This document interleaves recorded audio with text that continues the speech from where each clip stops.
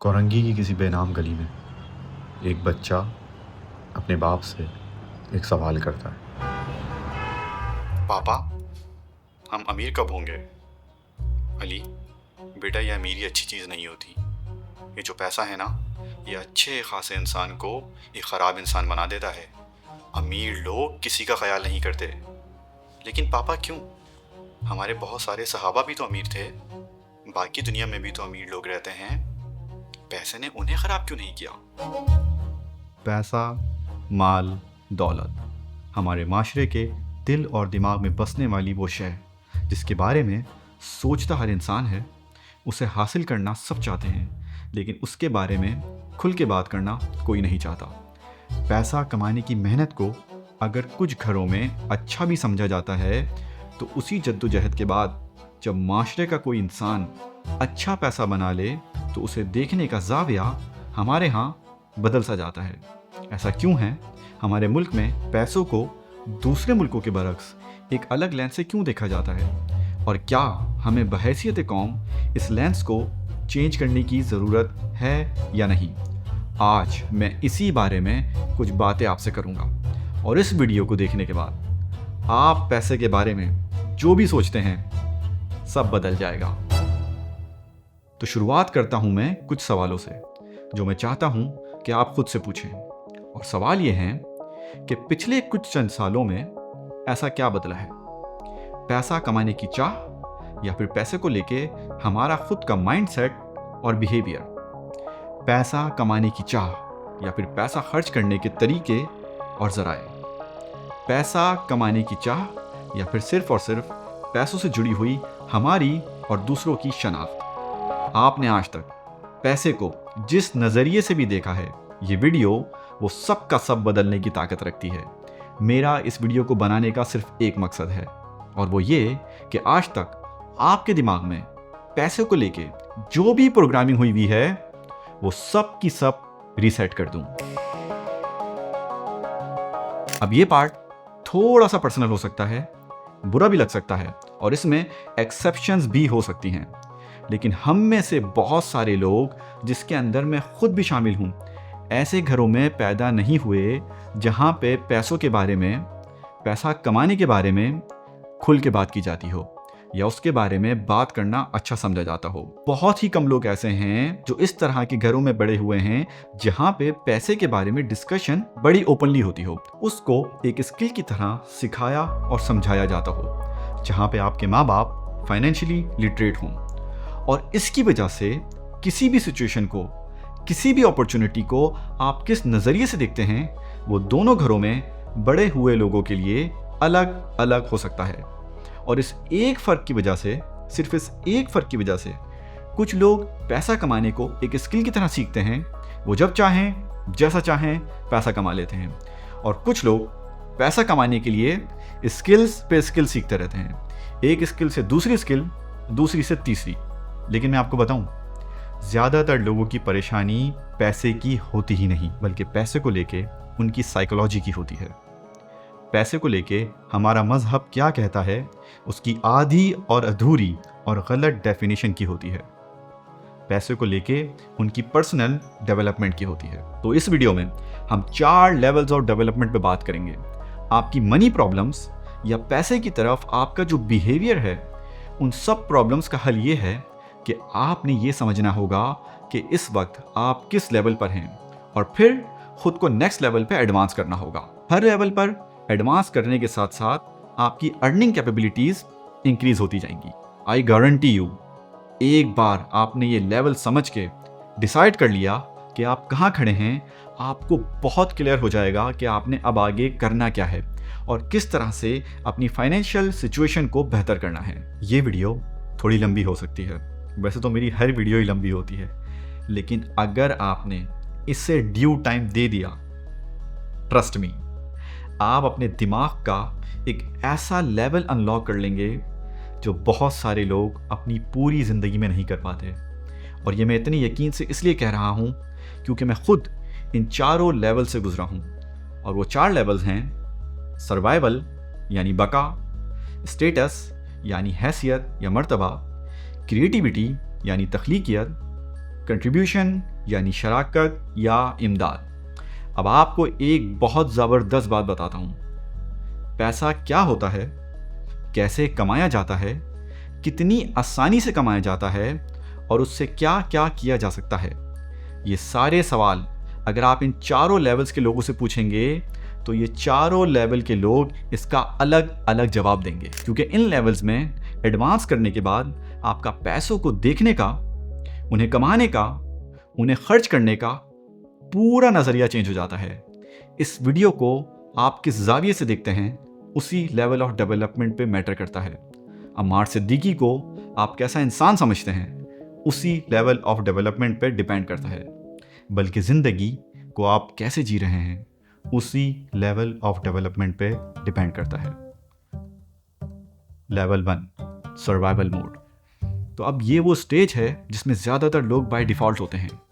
Survival mode में ज़िंदगी जीने वाले इंसान के दिल और दिमाग में सिर्फ और सिर्फ एक सवाल घूम रहा होता है, ये महीना कैसे पूरा होगा। आप day to day, week to week और मंथ टू मंथ बेसिस पे सर्वाइव कर रहे होते हैं। आपका दिमाग इसके अलावा कुछ सोच नहीं पाता। आप बहुत ज़्यादा स्ट्रेस रहते हैं। आपका स्ट्रेस महीने की पहली तारीख या जब भी आपकी सैलरी आपके अकाउंट में क्रेडिट होती है उस दिन पे सबसे कम, और जैसे जैसे महीना आगे बढ़ता है स्ट्रेस भी हर दिन के साथ बढ़ता चला जाता है। आपका दिन का ज़्यादातर हिस्सा स्ट्रेस में गुजरता है। आपका मूड अच्छा नहीं रहता और आपके घर में शायद कभी कभी पैसों को लेके छोटी मोटी लड़ाई भी हो जाती हो। आपकी सारी की सारी एनर्जी आपके घर के हालात, आपके बिल्स की टेंशन, आपकी जॉब की थकन और रिश्तों को संभालने में निकल जाती है, और इसी वजह से आपकी थिंकिंग एबिलिटी बिल्कुल ज़ीरो हो जाती है। आप अपने इर्द गिर्द मौजूद होने वाली बेटर अर्निंग अपॉर्चुनिटीज़ को भी सेंस नहीं कर पाते, क्योंकि आपको सिर्फ एक फ़िक्र हर वक्त लगी रहती है कि ये महीना कैसे पूरा होगा। जॉब चली गई तो क्या होगा, बिल कैसे भरे जाएंगे, ये सोचें आपको हमेशा ऑक्यूपाई रखती हैं। आपका पूरा दिन सिर्फ और सिर्फ पैसे के बारे में सोचते हुए गुजरता है। लेकिन मज़े की बात पता है क्या है? अगर आप इस मोड में रहते हुए किसी इंसान से पैसे के बारे में बात करेंगे तो वो पैसे के बारे में बात करने को इतना अच्छा नहीं समझेगा। वो पैसे के बारे में सुनना नहीं चाहेगा, समझना नहीं चाहेगा। किसी पैसे वाले इंसान को देख के उसे बस यही ख्याल आएगा कि हो ही नहीं सकता कि इतना पैसा इसने हलाल तरीके से कमाया हो, या फिर ज़रूर बाप का पैसा होगा। अब जैसे मैंने ऊपर कहा था, इसमें किसी ना किसी लेवल पे एक्सेप्शन ज़रूर हो सकती हैं, लेकिन एक सर्वाइवल मोड में फंसा हुआ इंसान पैसे को बुरा समझने के बावजूद भी उससे अपना पीछा नहीं छुड़ा पाता। वो जितना उससे दूर भागता है उतना ही पैसा उसकी ज़रूरत बन जाता है। इस सच को चाह के भी हम डिनाई नहीं कर सकते। ये एक ऐसी स्टेट है जहाँ से निकलना आपके लिए इंतहाई ज़रूरी है। तो तरीका क्या है इससे निकलने का? 2 स्टेप्स हैं। सबसे पहले तो इस बात को समझना और मानना कि मैं इस स्टेज में हूँ और मुझे इससे निकलना ज़रूरी है, क्योंकि सर्वाइवल मोड में इंसान को अल्लाह ने जो सबसे कीमती चीज़ दी है ना, आपका दिमाग, वो बिल्कुल काम नहीं करता, और उसी वजह से आप सिर्फ और सिर्फ अपनी लेबर या अपने हार्ड वर्क से पैसा बना रहे होते हैं, ना कि स्मार्ट वर्क से। एक बार आपने समझ लिया कि मैं इस मोड में हूँ तो बजटिंग से शुरू करना होगा और एक इमरजेंसी फ़ंड क्रिएट करना होगा। कम से कम 6 महीने से 1 साल की नीड्स का खर्चा आपके पास होना चाहिए, जो आपको उस माइंडसेट से बाहर लाने में मदद करेगा। इमरजेंसी फ़ंड कैसे बनेगा, पैसे कहाँ से आएंगे, वो सब आप मेरी बुक में पढ़ सकते हैं। Links are in the description. But in short बता देता हूँ, you will have to live below your means for some time. I know it's hard, लेकिन करना पड़ेगा। अब आपको एक ज़बरदस्त बात बताऊँ, इमरजेंसी फ़ंड का कॉन्सेप्ट सबसे पहले किसने दिया था? The greatest man to ever walk the earth, नबी मोहम्मद सल्लल्लाहु अलैहि वसल्लम। आई नो अजीब लग रहा है ना, सुनने में बहुत अजीब लग रहा होगा, क्योंकि हमने तो बस गरीबी में ही सारा दीन बसा दिया है। नरेटेड उमर रज़ी अल्लाह ताला अन्हा, the profit used to sell the dates of garden of Bani an Nadir and store for his family so much food as would cover their needs for a whole year. सही अल बुखारी 5357। कुछ समझ में आया? दुनिया का सबसे बेहतरीन इंसान, जिसकी एक दुआ पे अल्लाह सुब्हानहू व तआला ख़जाने की बरसात कर दें, वो ये काम कर रहे हैं। 1 साल की नीड्स को सेफली अपने पास स्टोर कर रहे हैं। ये उनकी सुन्नत है, लेकिन हम ऐसा नहीं कर रहे और इसी वजह से हम हर वक्त स्ट्रेस में रहते हैं। कल की फ़िक्र से हम आज़ाद ही नहीं हो पाते, हम ज़िंदगी को खुल के जी ही नहीं पाते। ट्रस्ट मी, एक बार आपने इमरजेंसी फ़ंड बना लिया, दिमाग की बत्ती जलना ना शुरू हो जाए ना, सुकून सा महसूस ना हो, तो चैनल को आके अनसब्सक्राइब कर देना। लेकिन उससे पहले चैनल को सब्सक्राइब करना ज़रूरी है। तो अगर अभी तक इस वीडियो में आप मेरे साथ हैं और ऐसा लगता है कि वैल्यू मिल रही है, please press that like button and subscribe to this channel. अब अगर इस सर्वाइवल मोड से बाहर आने के प्रोसेस को और डिटेल में समझना है तो you can download my free 4 step guide to financial stability from the link below. Step 2, जैसे ही थिंकिंग एबिलिटी वापस आएगी, क्योंकि इमरजेंसी फंड होने की वजह से स्ट्रेस कम होगा, हल्के हल्के आपका दिमाग आपके इर्द गिर्द अपॉर्चुनिटीज़ को सेंस करना शुरू कर देगा। सबसे पहले अपने ऊपर काम करना होगा। Add more value to yourself, add more skills, work on your relationships and your health.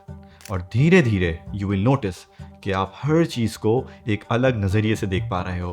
लोगों की स्ट्रगल को, उनके बिजनेस को, उनके काम को, अपने काम को। आपको अपने अंदर बेहतरी लाने के आइडियाज़ आने लगेंगे। आपको वक्त मिलेगा कि आप अपने अंदर और वैल्यू ऐड कर सको। और मैं इस बारे में पहले ही कह चुका हूँ, money is a unit of value. The more value you create, the more money you make. इस स्टेज से निकलना सबसे ज़्यादा मुश्किल काम है, मुझे पता है, लेकिन ये बात मानना कि आप इस स्टेज में हो उससे भी ज़्यादा मुश्किल है। अपने ऊपर काम करना होगा, अल्लाह से पूरे दिल से दुआ मांगनी होगी। इस स्टेज से निकलने के लिए आपको अपनी इनकम को इंक्रीज़ करना होगा और इमरजेंसी फ़ंड बनाना होगा। इसके अलावा कोई रास्ता नहीं। और साथ साथ आपने पूरे दिल से अल्लाह से अपने रिस्क को बढ़ाने की दुआ मांगनी होगी। ये बहुत ज़्यादा ज़रूरी है। मैं बल्कि आपको एक सहाबी की बहुत ज़बरदस्त दुआ बता देता हूँ।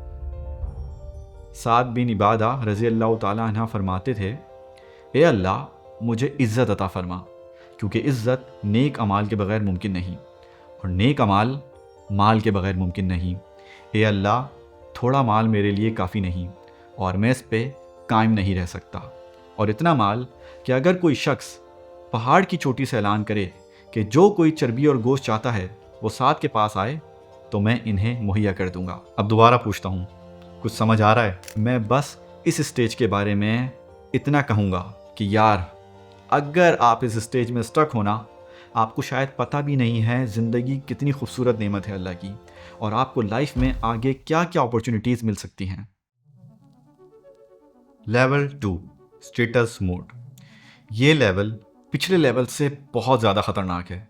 वो इसलिए नहीं कि इसमें आपके पास पैसे नहीं होते, वो प्रॉब्लम आप पहले ही सॉल्व कर चुके होते हैं, बल्कि इसलिए कि पैसों का करना क्या है उसका आपके पास सिर्फ एक जवाब होता है, दूसरों को इम्प्रेस करना।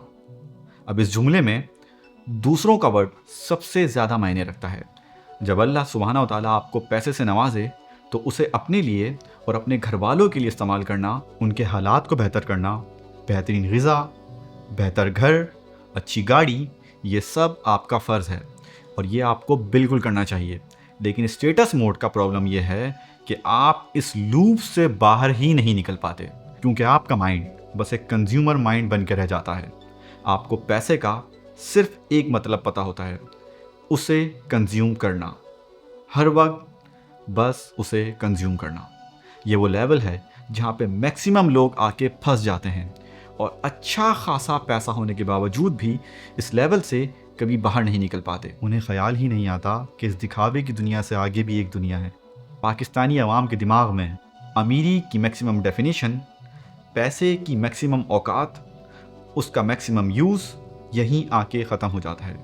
दूसरों से बड़ा घर, दूसरों से बड़ी गाड़ी, दूसरों से अच्छे कपड़े और दूसरों से अच्छा आईफोन, और उसके बाद टिकटॉक पे हवाबाजियाँ, सड़कों के ऊपर अपने से छोटी गाड़ी वाले को डिपर और हॉर्न, रिश्तेदारों के सामने अपने पैसे की बातें, अपने आप को पैसे की बिना पे ख़ास इंसान समझने का धोखा, लोगों को पैसे की बिना पे इज्जत और जिल्लत देने का रिवाज, अपने रिश्तों को पैसे की बुनियाद पे तोलना, बस इस स्टेटस मोड में इसके अलावा कुछ नहीं।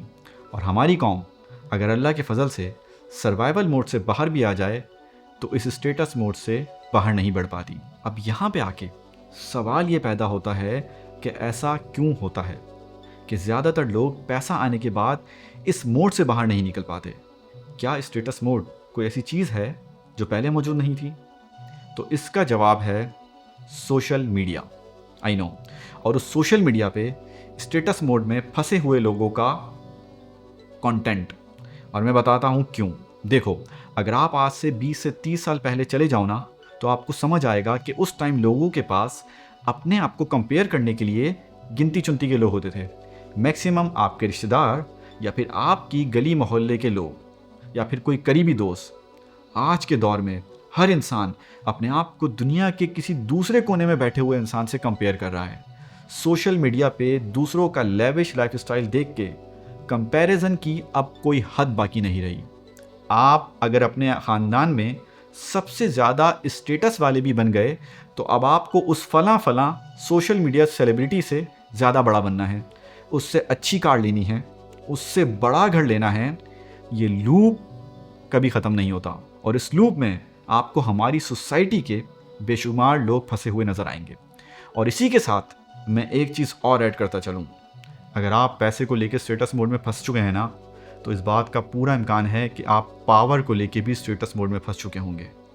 जिस तरह आपको पैसों का इस्तेमाल सिर्फ स्टेटस इंक्रीज़ करने के लिए आता है, उसी तरह आपको पावर का इस्तेमाल भी सिर्फ दूसरों को नीचा दिखाने के लिए आता होगा, ना कि उन्हें एम्पावर करने के लिए, क्योंकि दोनों का गलत इस्तेमाल एक ही डेवलपमेंट लेवल और माइंडसेट से जुड़ा है। लेकिन इस स्टेटस मोड का मसला सिर्फ ये नहीं, ये हमारे माशरे में एक और बहुत बड़ा मसला पैदा करता है, जिसके बारे में ये वीडियो है, जिस पे मैंने कभी किसी को बात करते नहीं देखा, और वो है पैसों से नफ़रत, अमीरी से नफ़रत, अमीर इंसान से नफ़रत।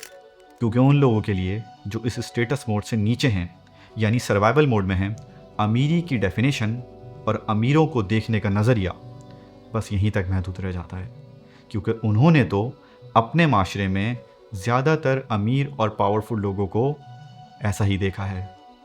पैसे से नफ़रत, अमीरों से नफ़रत, अमीर होने से नफ़रत।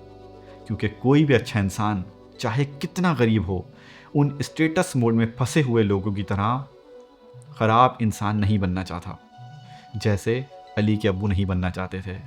हमारी सोसाइटी के पास इससे आगे के रोल मॉडल्स बहुत ही कम हैं, और वो इसलिए कि इससे आगे बढ़ने के लिए, इस स्टेटस मोड से जल्द अज जल्द बाहर आने के लिए जो सबसे ज़रूरी और सबसे कीमती 2 चीज़ें दरकार हैं, वो हैं तज़किया और तरबिया। अब अगर आप अभी तक इस वीडियो को देख रहे हो ना, तो आई अंडरस्टैंड कि आप मेरी बातों को इस माशरे से और अपने आप से कहीं ना कहीं कनेक्ट कर पा रहे होगे।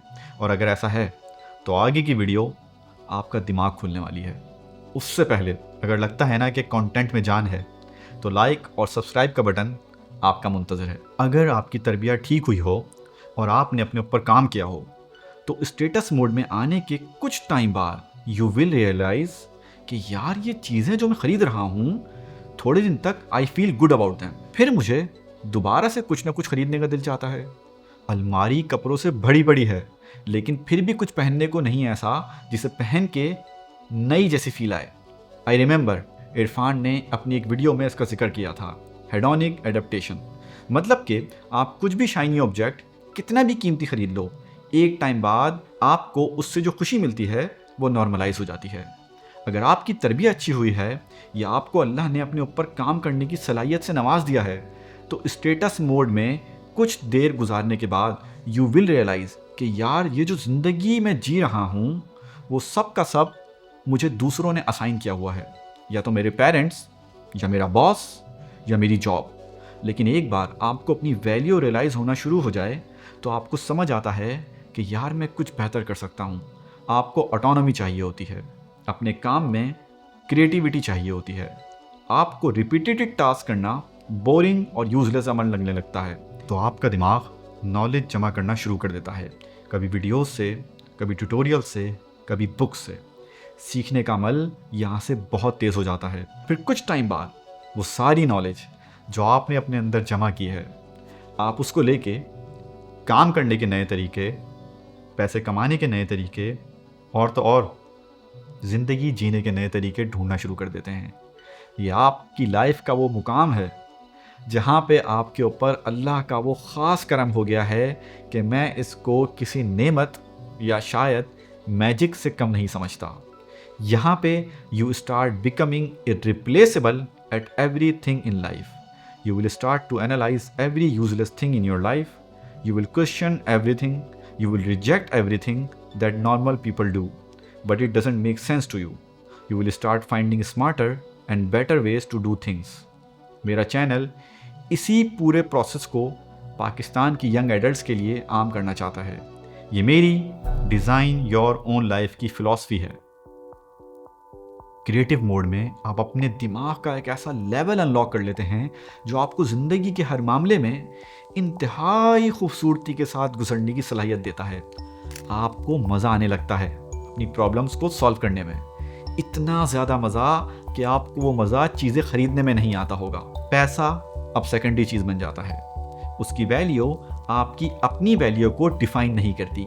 आप उसके बिना पे लोगों को जज करना ख़त्म कर देते हैं, क्योंकि आप खुद को उसकी बिना पे जज करना और अहम समझना ख़त्म कर चुके होते हैं। आपका दिमाग इंतहाई दिलचस्प काम में मसरूफ़ हो जाता है, जैसे जब आप 8 साल के थे उस वक्त हो जाता था। बस सिर्फ़ और सिर्फ experimentation, problem solving, a non ending path to self development and creating new and smarter ways to do everything that people do in their life. Your job in creative mode is to simply create more things, create a better way to live life by rejecting dogmas, processes, ideologies, everything that has been passed down to you from your society and in some cases your parents. And this sets you up nicely for the contribution stage. Creative mode में कुछ time गुजारने के बाद नए तरीके, किसी मंजिल तक पहुंचने के नए रास्ते और अल्लाह की नेमतों को और ज़्यादा महसूस कर पाने के बाद आपको अपने अंदर एक अजीब सा पुल महसूस होना शुरू हो जाता है। और वो पुल आपको मजबूर करता है कि आप लोगों की मदद करें। आपको अपने ऊपर एक जिम्मेदारी का एहसास होना शुरू हो जाता है। आपको ये काम करना ही करना है। आप समझते हैं कि आप दूसरों की लाइफ को आसान बना सकते हैं, उनकी प्रॉब्लम्स को सॉल्व कर सकते हैं। अब आप कंज्यूम नहीं, कंट्रीब्यूट कर सकते हैं। ये पुल क्यों होता है, इसका जवाब मुझे अभी तक नहीं मिल पाया, लेकिन शायद ये हमारी फितरत का हिस्सा है। शायद अल्लाह ने हमें डिज़ाइन ही ऐसा किया है। मेरी इस बात को शायद आप में से बहुत सारे लोग अभी फील ना कर पाओ, लेकिन हमारे माशरे में जो लोग इस कंट्रीब्यूशन के लेवल को पहुंच गए हैं, और इसके लिए ज़रूरी नहीं कि आपके पास बहुत सारा पैसा हो या आप कोई बहुत इन्फ्लुएंशियल पर्सन हो, वो लोग इसे बहुत ज़्यादा महसूस करेंगे। आपको जब समझ आता है ना कि आपका चीज़ों को देखने का नज़रिया, पैसों को देखने का नज़रिया, आपकी काम करने की डेफिनेशन और तो और ज़िंदगी जीने का तरीका सोसाइटी से बहुत अलग है, और आप फील करते हो कि यार ये बंदा जहाँ फंसा हुआ है ना, मैं यहाँ से निकल के आ चुका हूँ और मेरे पास एक फ्रेमवर्क है जो मैं इसे दे सकता हूँ यहाँ से निकलने के लिए, तो आपको आपकी फितरत मजबूर कर देती है उसकी हेल्प करने के लिए। और ये कंट्रीब्यूशन का काम आप सबसे पहले शुरू करते हो अपने घर वालों से। ये वो स्टेज है जहाँ पे बनते हैं amazing teachers, poets, writers, philanthropist, businessman as well as value creator. मैंने कंटेंट क्रिएटर का वर्ड इसलिए यूज़ नहीं किया कि आपको कंटेंट सोसाइटी में हर लेवल के लोग बनाते हुए नज़र आएंगे। आपको कंटेंट देख के समझ आ जाएगा कि उसका कंटेंट किस लेवल ऑफ डेवलपमेंट से क्रिएट हो रहा है, और आप जिस तरह का कंटेंट कंज्यूम करेंगे वो आपको उतनी ही देर तक उस लेवल में फंसा के रखेगा। Coming back to the contribution mode, यहाँ पे you have so much potential to make money, और वो इसलिए कि आपके पास इतनी ज़्यादा प्रॉब्लम्स के सोल्यूशन हैं कि आप उनसे कई सारे बिजनेसेस क्रिएट कर सकते हो, कई सारी प्रोडक्ट्स बना सकते हो। आपकी पूरी लाइफ इस कंट्रीब्यूशन स्टेज में सिर्फ इसी चीज़ के इर्द गिर्द घूमती है कि आप किस किस तरह से सोसाइटी में कंट्रीब्यूट कर सकते हो। जो नए तरीके आपने सीखे हैं वो दूसरों तक कैसे पहुंचा सकते हो। ये यूट्यूब चैनल मेरी free 4 step financial stability guide या फिर मेरी आने वाली किड्स स्टोरीज कंट्रीब्यूशन स्टेज का ही एक पार्ट है। और अब एक ऐसी चीज़ जो मैंने पिछले 2 सालों में बहुत ज़्यादा महसूस की है और मेरे एक बहुत करीबी दोस्त तलाल ने उसे नहायत ही खूबसूरती से एक्सप्लेन किया, एंड आई कोट हिम, अब आप तैयारी पकड़ लें, अल्लाह आपको ऊपर लेके जाने वाला है। क्योंकि जो बंदा लोगों की मदद करना शुरू हो जाता है ना, अल्लाह आहिस्ता आहिस्ता उसे ऊपर लेके जाने लग जाते हैं। जब से मैंने कंटेंट क्रिएट करना शुरू किया है ना, मैं आपको बता नहीं सकता कितनी ज़्यादा अपॉर्चुनिटीज़ मेरे पास आई हैं, कितनी दुआएं मुझे मिली हैं। वो लोग जो मुझे ठीक से जानते भी नहीं, एक वीडियो देख के ऐसा कमेंट कर जाते हैं, ऐसी दुआ दे जाते हैं कि यकीन नहीं आता ये कैसे कर गए। मेरी बात किसी अनजान इंसान के दिल में ऐसे कैसे इतना घर कर गई, समझ नहीं आता। और डर भी लगता है, बहुत डर लगता है, क्योंकि जिस बारे में मैं बात करता हूँ उस बारे में बात करना हमारे माशरे में एक टैबू है। लेकिन किसी न किसी ने तो ये काम करना है ना, और मैं इसमें अकेला नहीं, बहुत सारे लोग हैं, जिनमें से ख़ास तौर पे अब्दुल्ला जंजुआ, जो इंस्टाग्राम पे काफ़ी अच्छा कंटेंट बनाते हैं, इस बारे में बहुत बात करते हैं। और जब मैंने इरादा कर लिया तो आप लोगों ने इतना ज़बरदस्त रिस्पॉन्स दिया कि मुझे वो अब पुल चेन से बैठने नहीं देता, मजबूर करता है कि मैं क्रिएट करता रहूं, कंट्रीब्यूट करता रहूं। अब वीडियो का ये आखिरी हिस्सा बहुत ज़्यादा ख़ास है, प्लीज़ इसे बहुत गौर से समझने की कोशिश करना। सोचो कि दुनिया में एक अच्छा काम करने के लिए, कोई पॉजिटिव चेंज लाने के लिए अलग अलग लिवर्स हों, तो जितना बड़ा काम उतना बड़ा लिवर, और जितना बड़ा लिवर उसको मूव करने के लिए उतनी ज़्यादा वेल्थ, पावर और इन्फ्लुएंस।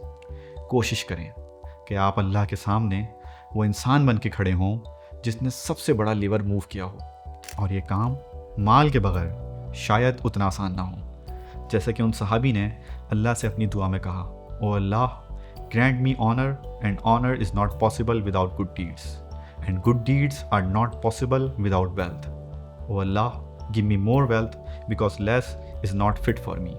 तो दोस्तों, मैं इसके ऊपर बहुत कुछ बोल सकता हूँ, लेकिन आई अंडरस्टैंड कि ये काफ़ी ज़्यादा इन्फॉर्मेशन है प्रोसेस करने के लिए। I will now summarise everything in next some minutes so you can get the best out of this video. आपने समझना है कि 4 लेवल ऑफ डेवलपमेंट है और आप किसके अंदर फॉल करते हो, और आपने कोशिश करनी है अगले लेवल पे एडवांस करने की। हर लेवल पे आपका स्ट्रेस, आपकी अर्निंग कैपेबिलिटी और आपके लिए आने वाली अपॉर्चुनिटीज़ चेंज होती जाएंगी। जितना एडवांस लेवल उतना कम स्ट्रेस और उतनी ज़्यादा अर्निंग कैपेबिलिटीज़। आपने समझना है कि पैसे की डेफिनेशन, पैसे की अहमियत और पैसा कमाने और खर्च करने की सलाहियत हर लेवल के लोगों के लिए अलग अलग होगी। आपने समझना है कि इस्लाम ने पैसा कमाने को हराम नहीं किया, उसे फितना कहा है, आजमाइश कहा है, जैसा कि औलाद को कहा है। और उस आजमाइश में कामयाब होने के लिए आपको अपने आखिरी लेवल तक पहुंचना है, ताकि आपका पैसा उन सहाबी साद बिन उबैदा की तरह आपके लिए सदका जारिया बन जाए।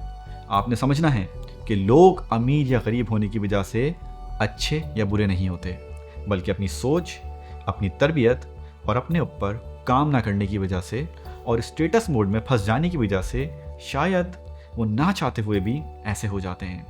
और सबसे आखिर में आपने ताकतवर, अमीर और पावरफुल मुसलमान बनना है, ताकि आप ज़्यादा से ज़्यादा बड़ा लिवर पुल कर सकें, दुनिया में बड़ा चेंज ला सकें। याद रखें, ताकतवर मुसलमान कमज़ोर मुसलमान से बेहतर है। आपने अपने बच्चों को स्ट्रॉन्ग और पावरफुल माइंडसेट के साथ बड़ा करना है। आपने सर्वाइवल मोड से और स्टेटस मोड से बाहर आना है, क्योंकि वहाँ पे आप कोई वैल्यू क्रिएट नहीं कर सकते, सोसाइटी में कुछ कंट्रीब्यूट नहीं कर सकते। याद रखिए कि एक इंसान जो ज़िंदगी में कुछ बन जाए, कुछ कर जाए, पूरे ख़ानदान की किस्मत बदल सकता है। और अगर आपको लगता है कि वो एक इंसान बनने की सलाहियत आप में है, और मैं बता रहा हूँ कि आप में है, मुझे पूरा यकीन है कि आप में है, तो आगे बढ़ें and design your own life. जाते जाते ये बात ध्यान में रखनी ज़रूरी है कि हर चीज़ में एक्सेप्शंस होती हैं। इस वीडियो का मकसद आपको वो फ्रेमवर्क देना था जो मैंने खुद यूज़ किया, और कहीं पहुंच गया। इस बेहतरी के सफ़र में आप सबके साथ मैं खुद भी गामज़न हूँ और हमेशा रहूँगा। वीडियो में वैल्यू मिली हो तो लाइक करना ज़रूर याद रखिएगा। मेरे डोपामिन के लिए नहीं, बल्कि इसलिए कि आपके एक लाइक से ये वीडियो और लोगों तक पहुंच सकती है। जो काम मैंने करने का इरादा किया है ना, वो मैं अकेला नहीं कर सकता। मुझे आप सबकी, ख़ास तौर पे अपने उन बहन भाइयों की जो यंग हैं, सबसे ज़्यादा ज़रूरत है। और कमेंट्स में आप जो चाहे कंट्रीब्यूट कर सकते हैं। मैं हर एक कमेंट को पढ़ता हूँ, उसका रिप्लाई करता हूँ, आपसे एडवाइस लेता हूँ, आपसे फीडबैक लेता हूँ, ताकि आने वाली वीडियो में और वैल्यू ऐड कर सकूँ। आपकी मोहब्बत, आपकी दुआओं का मैं शायद कभी बदला ना दे पाऊँ, लेकिन अपनी पूरी कोशिश करूँगा कि क्रिएट करता रहूँ, कंट्रीब्यूट करता रहूँ। मिलते हैं नेक्स्ट वीडियो में। आपका भाई अम्मार।